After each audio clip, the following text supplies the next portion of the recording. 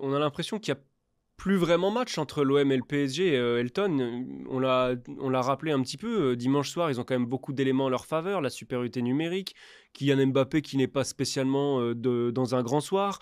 Et pourtant, toujours pas de victoire contre le PSG. Ils sont sur une série, si je dis pas de bêtises, de plus de 400 minutes sans marquer à domicile en Ligue 1 contre le Paris Saint-Germain. Ça dit quoi de cette rivalité qui n'en est plus vraiment une ou pas assez une peut-être sur le terrain entre l'OM et le PSG? Et là, pour le coup, Arthur, j'ai le sentiment que c'est même pas les planètes qui doivent être alignées pour voir l'Olympique de Marseille battre le PSG. C'est au-delà de ça. Il n'y a pas de terme pour expliquer ce que doit faire l'Olympique de Marseille pour battre le PSG en Ligue 1. Parce que faut quand même rappeler que l'année dernière, ils avaient battu Oui. le PSG avec Neymar, avec Lionel Messi. Mais c'était en Coupe de France au Vélodrome.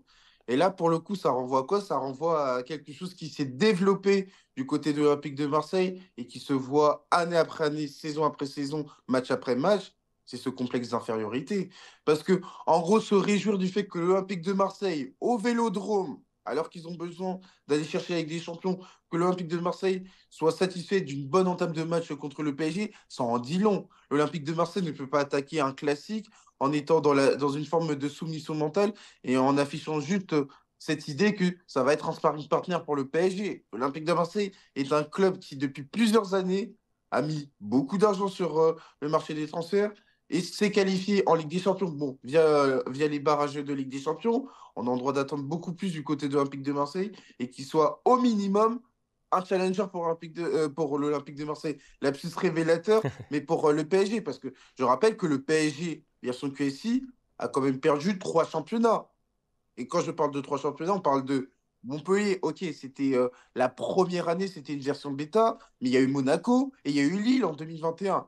J'ose espérer que Lille n'est pas à des années-lumière de l'Olympique de Marseille. Donc c'est pour ça qu'il y a de la déception légitime qui ressort de moi, mais surtout par rapport aux supporters qui aimeraient avoir un choc un peu plus équilibré. Pas beaucoup plus équilibré, un peu plus équilibré, parce que c'est vrai que ça reste le PSG avec des moyens qui sont sans comparaison en Ligue 1.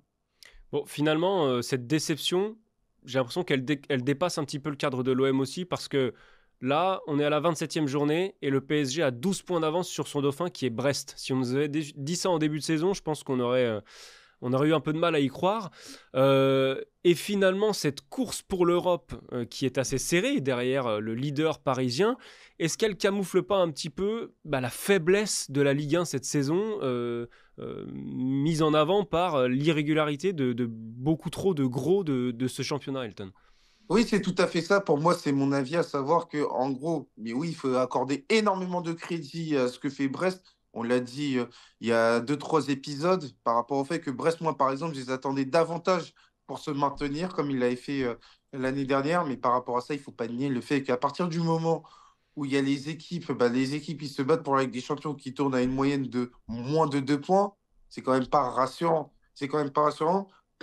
Et pour le coup, ça renvoie à quoi? Ça renvoie au fait que les projets ne sont pas matures du côté de la Ligue 1 et qu'il y a des équipes qui sont incapables d'établir des séries positives qui s'inscrivent dans le temps. Le fait de voir par exemple un Monaco qui est sur le podium mais qui n'a toujours pas gagné à Louis II depuis le mois de décembre, c'est pas de nature à te rassurer. Le fait de voir un Nice qui est en déliquescence totale, qui serait aujourd'hui parmi les relégables, rien que sur l'année 2024, c'est pas de nature à te rassurer. Donc tout ça aboutit au fait que les équipes font du surplace au mieux et que ce surplace profite à Brest qui est dans une période d'euphorie où même s'ils sont ballottés à Lorient, eux sont capables de gagner ces matchs.